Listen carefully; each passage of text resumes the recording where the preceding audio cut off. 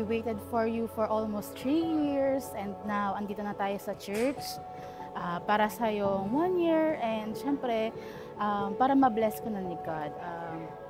Naiyak ako kasi we waited for you for how many years and nandito ka na, pinapasaya mo na kami. Sumainyo ang Panginoon. Mga kapatid, tayo'y nagagalak na magkakatipon-tipon sa pagdiriwang na ito para sa mga bata na magiging kaanib ng ating sambayanang Kristiyano.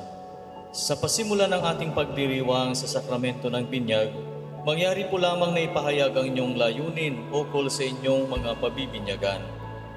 Mga magulang, bilang mga magulang ng mga batang ito, nais ba ninyong sila ay tumanggap ng sakramento ng binyag upang makiisa sa buhay ng Diyos at makaanib ng ating sambayanang Kristiyano?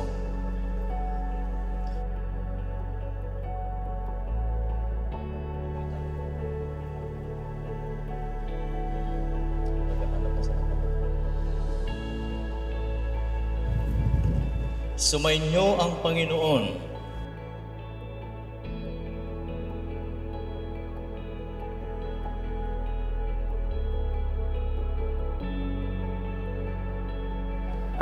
Message ko kay Saysay ay sana lumaki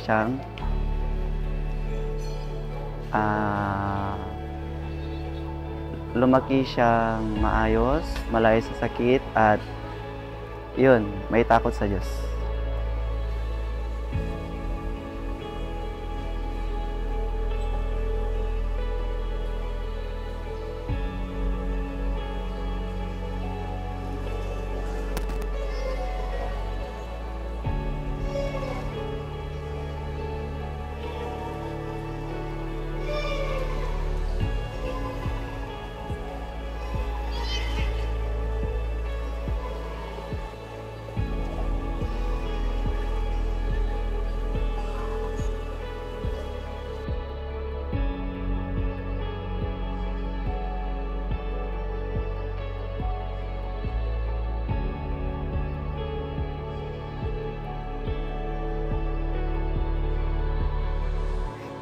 You are so much a blessing to us.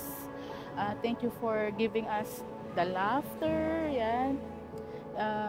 Yung joy na araw-araw, kahit makulit ka, 1-year-old ka pa lang, makulit ka na, pero I know someday na andito lang naman kami ni tatay mo para to guide you, mga lola at lolo mo, mga relatives natin, sobra nilang supportive sa atin, lalong-lalo na sa'yo. Mahal na mahal ka namin, anak ko. Kung ano man yung gusto mo, basta wag kang ma-principal sa office, gusto ko yun. Okay, anak ka? Love you.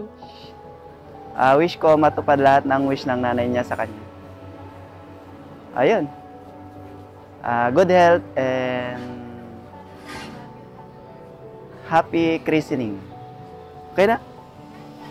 Okay na yan!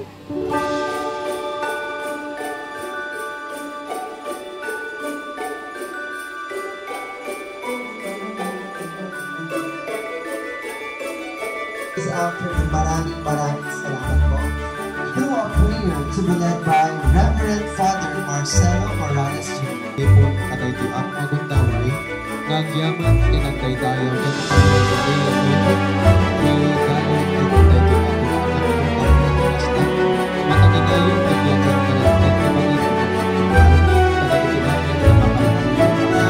Una sa lahat, pinagpapasalamat namin ang araw nito sa binyag at birthday ng aming baby na si Baby Saysay. So, welcome po yung lahat and pwede na tayong mamaya pa. Okay.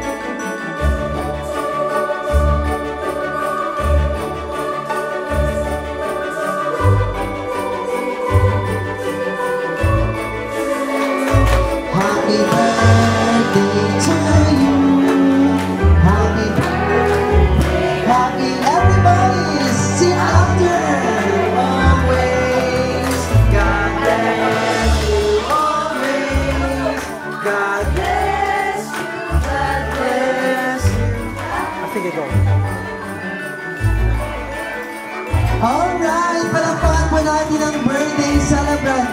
Kapag sinabi kong happy birthday, you say Sai. And when I say Sai, you say we love you. Happy birthday!